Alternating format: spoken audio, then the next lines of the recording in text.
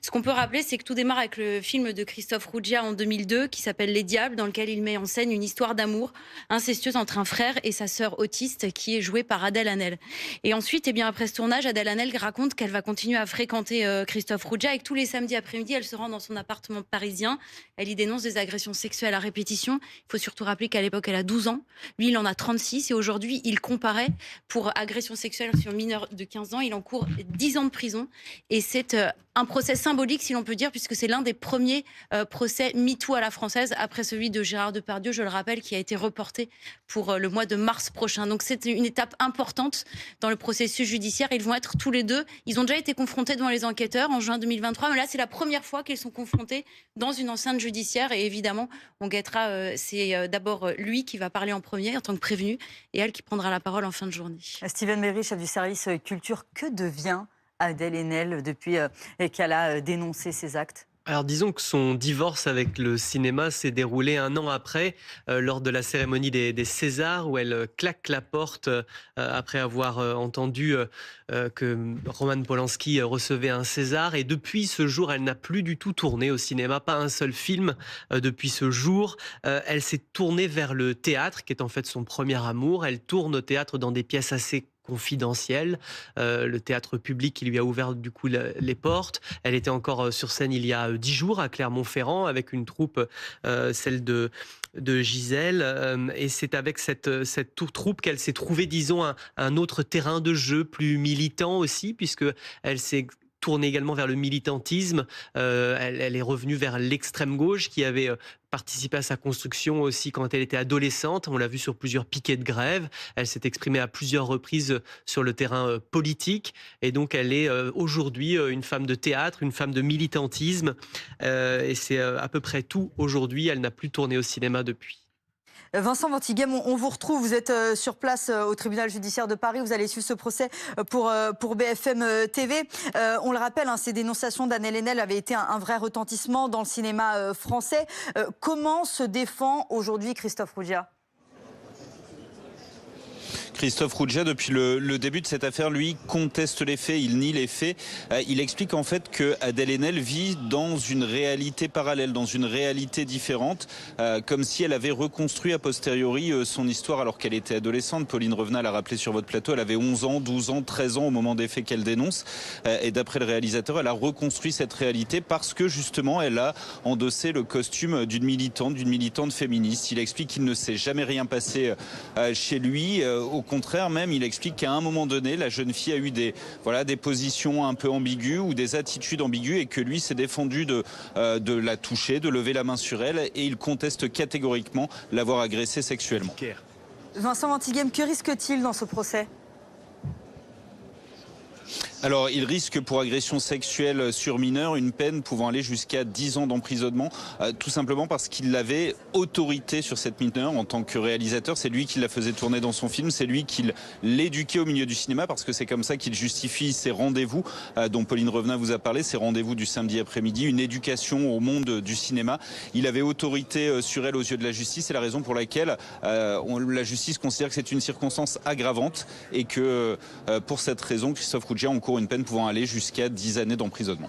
Merci beaucoup Vincent Ventighem avec Amélie Patéron. On reste au tribunal, devant le tribunal, dans la rue Antoine Forestier.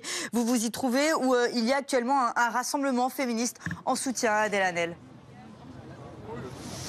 Oui, une centaine de manifestants qui sont présents ici depuis une petite heure désormais pour venir soutenir l'actrice avant le début donc de cette audience. Du côté de Camille Girard, vous êtes vous-même militante.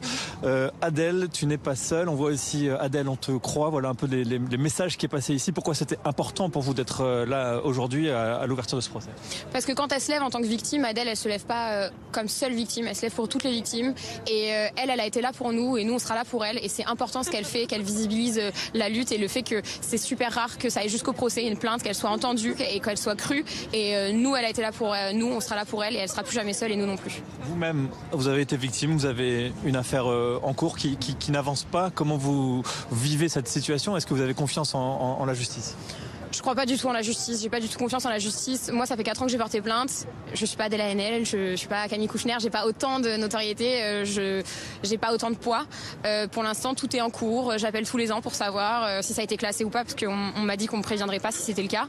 Donc j'appelle et on me dit c'est toujours sur mon bureau. C'est pas la première, ce sera pas la dernière affaire. Il y en a eu beaucoup malheureusement avant la mienne et il y en aura beaucoup après. Donc pour l'instant, j'attends et je sais pas ce que ça donnera. Apporter la preuve de ce qu'on a vécu, de ce qu'on a subi, ça reste compliqué à démontrer face à la justice? Bah clairement, c'est quasiment impossible parce que nous, on doit prouver en tant que victime de violences sexistes et sexuelles qu'on a bien été victime, qu'on n'est pas des menteuses, qu'on veut pas voler l'argent ou briser la carrière de quelqu'un. On voit bien d'ailleurs qu'il y a très peu de carrières qui sont brisées en réalité. Et on n'est pas du tout sur un modèle états-unien où on va nous donner plein d'argent en dommages et intérêts. C'est pas comme ça que ça fonctionne en France. Et puis au-delà de ça, on le voit bien avec le procès Pellico, même quand il y a des preuves tangibles, indéniables, on va quand même dire que oui, mais il n'y a pas vraiment crime parce que c'était pas intentionnel, etc. Machin. Donc de toute façon, les victimes, elles sont jamais crues, elles sont toujours souillées, traînées dans la boue.